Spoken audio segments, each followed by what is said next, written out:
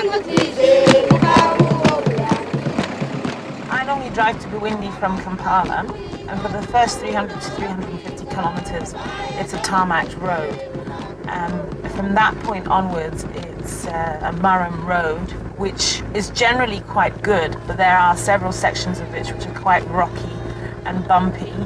And during the rainy season, you have to be careful and engage the vehicle in four-wheel drive just in case you get stuck.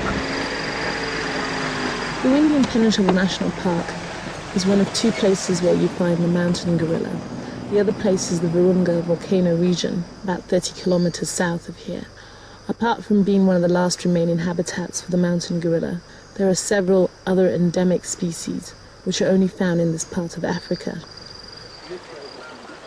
Due to the conflicts in the region, there have been mass population movements, particularly in the mid-90s, when a lot of people left Rwanda and became refugees in the Democratic Republic of Congo. And this influx of people put pressure onto the protected area. They needed wood for fuel. And what they ended up doing was going into the forest to get that wood. I want to go to park headquarters. Okay, thank you. The Worldwide Fund for Nature worked with other partners in the region to try and rehabilitate the areas that had been encroached on. They went in and they cleaned up the traps and snares and took out rubbish. The conflicts in the region make conservation work difficult.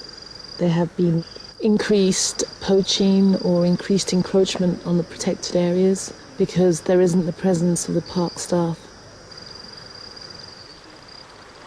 I really enjoy coming down to the forests and seeing the gorillas. I particularly enjoy trekking, not just because you get to see the mountain gorillas, but also because you are in the forest. There are other primates here, there's loads and loads of birds, and it's just a very nice place to be. You have to be reasonably fit to go gorilla trekking. Bwindi isn't called impenetrable for no reason. It is a very thick forest and very, very hilly.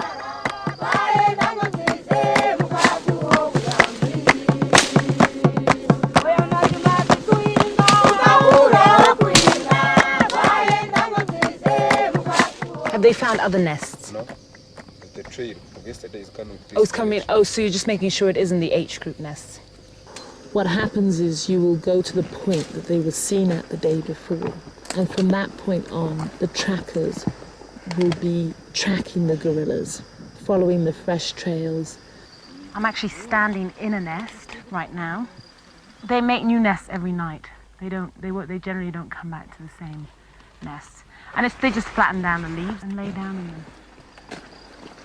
Once you approach the gorillas, the guides will tell you to keep your voices down, and then the guides will lead you to where the gorillas are.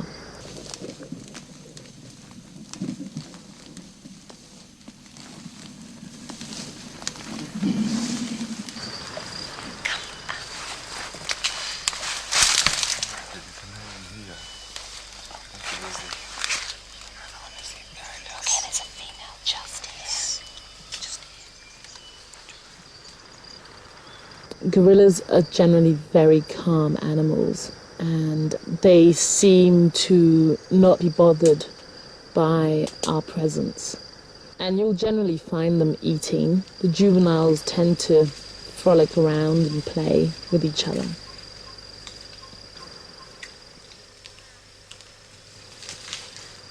When I first saw the gorilla, I think one of the first things that struck me was how large the silverback is.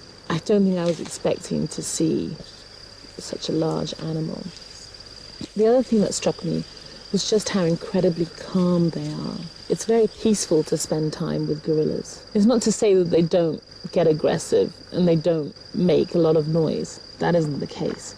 But generally you'll find that they're very calm and very peaceful, just eating and just at peace, really.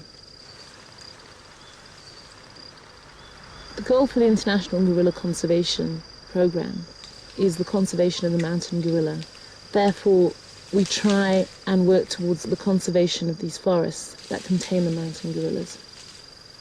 There are several threats to the habitat of the mountain gorillas. The biggest threat is probably the pressure of the local population. This forest is essentially an island in a sea of cultivation. There are over 100,000 people that surround this forest. And it is due to this encroachment that we are now left with this small forest. Bwindi was made a national park in 1991.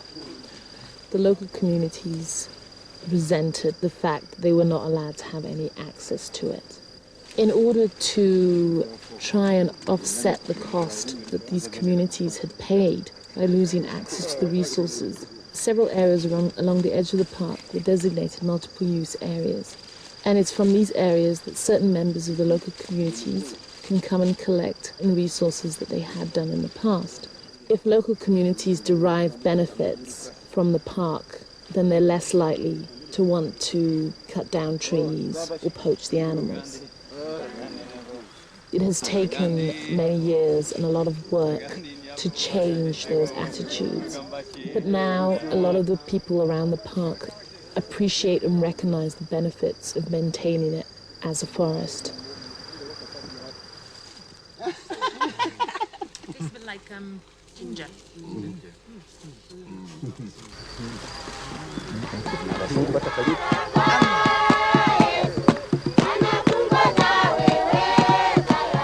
It's always very nice to come down to the field and meet with the park staff and discuss whatever issues or challenges that we need to both work on. And it is such a pleasant surrounding. I always get a lot out of coming down to the parks and trying to tackle some of these things.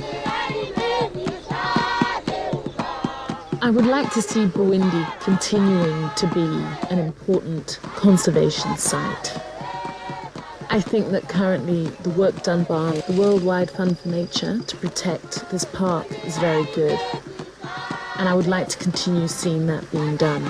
We cannot underestimate the importance of conserving this forest, and any efforts made are definitely worth it.